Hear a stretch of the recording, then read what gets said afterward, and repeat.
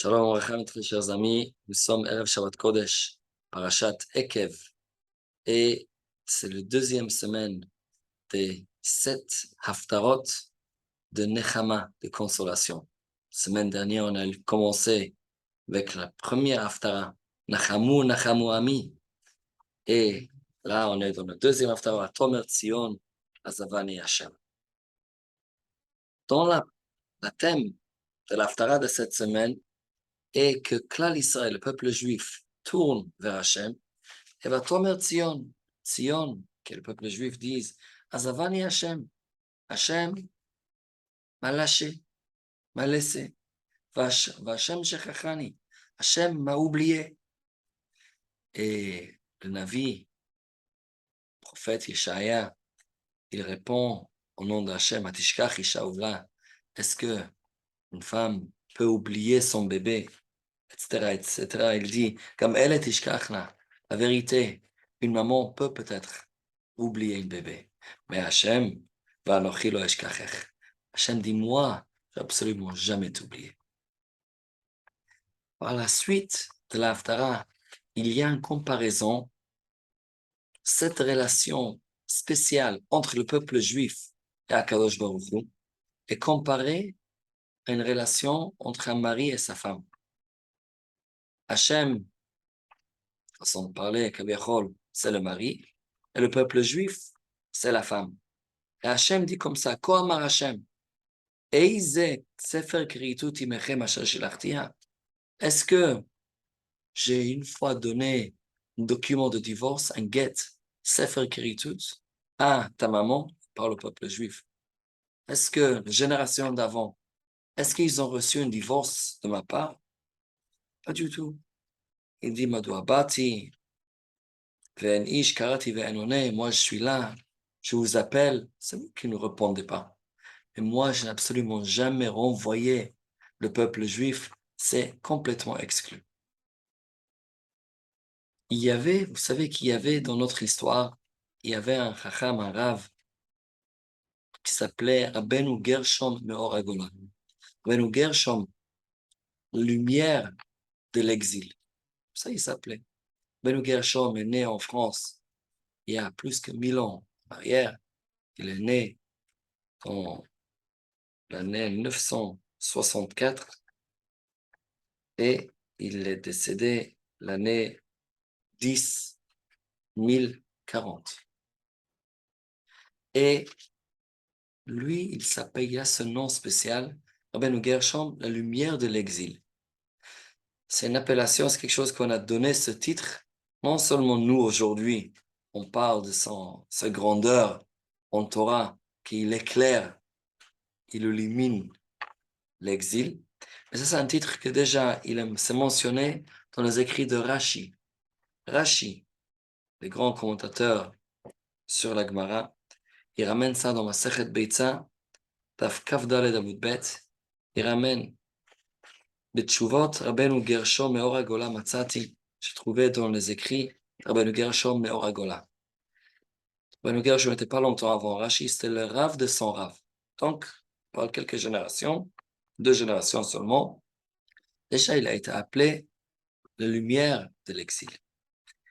Il y a quelque chose d'incroyable qui est écrit dans le Sefer Ta'ameh HaMinagim.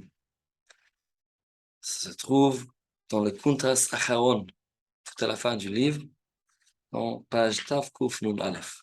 Il dit intéressant. Vous voulez savoir pourquoi Rabbeinu Gershom, il s'appelle Meor Hagolah?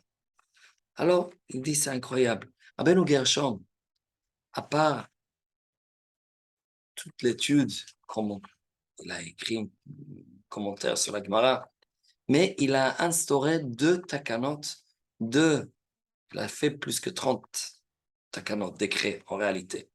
Mais il y a 2 qui sont très très connus. Premier, c'est que selon la Torah, un homme, quand il se marie, il a le droit de se marier avec plusieurs femmes. Non seulement une femme. On sait bien, Yaakov Avinu, il avait 4 femmes. Abraham Avinu se mariait avec 2 femmes, etc. Selon la Torah, c'est permis. Rabbeinu Gershom est venu, lui il a dit non. Il a mis une takana, décret, un juif a le droit de se marier seulement avec une seule femme. C'est le premier takana de Rabbeinu Gershom. Deuxième takana de Rabbeinu Gershom, c'était que selon la Torah, lorsqu'un homme veut divorcer sa femme, selon le lettre de la loi, l'homme n'a pas besoin de demander l'accord de sa femme. Même contre la volonté de sa femme, un homme peut divorcer sa femme. Ça, c'est une deuxième takana que Rabbeinu Gershom a inscrit dans la halakha, que un homme n'a plus le droit de divorcer sa femme contre son gré, seulement et uniquement avec son accord. C'est à ce moment-là que un divorce peut avoir lieu. Tamea Menagim dit, ces deux takanot, ces deux choses ont donné ce nom à Rabbeinu Gershom Oragola. Parce que lorsque une halakha s'inscrit, ça devient une partie de la Torah, c'est quelque chose qu'Hachem lui-même, Kaviachol, si on peut dire ça, lui aussi, il obéit à l'halakha de Chachmei Israël. Donc, dans cette relation entre nous et Dieu, et Akadosh Baruch Hu, que ça aussi, c'est une relation comme entre un mari et sa femme. Selon l'être de la loi, selon la Torah, Hachem peut faire une de deux choses. Soit il peut renvoyer sa femme, rejeter le peuple juif, même si on n'est pas d'accord, ou bien prendre une deuxième femme, accepter une deuxième nation comme son conjoint. Rabbeinu Gershom, ce qu'il a fait, c'est que maintenant, le peuple juif sont la femme d'Akadosh Baruch Hu. Selon les takanot de Rabbeinu Gershom, Hachem ne peut plus nous divorcer contre notre gré, et il ne peut pas prendre une autre peuple. Ces deux takanot sont l'espoir du peuple juif dans notre galoute. On est dans le galoute pendant presque 2000 ans. Mais maintenant, on est certain, grâce à cette lumière qui va illuminer notre exil, c'est quoi? On est confiant. On a la confiance en Hachem. Hachem ne va jamais rejeter son peuple. Comme le Haftarah dit, comme le Navi dit, est-ce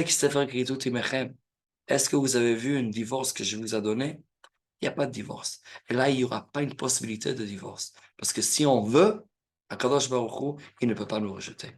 Et en plus, il ne peut pas prendre un deuxième peuple non plus. Ça, c'est clair. Il ne peut pas prendre une deuxième femme. Alors, ça, c'est les deux cas takanot que Rabbeinu Gershom a fait, que ça illumine notre exil. Et on espère que très, très bientôt, cet exil va être éclairé avec la lumière de la Géoula Shelema. Grand rédemption, Bimera Amen. Amen.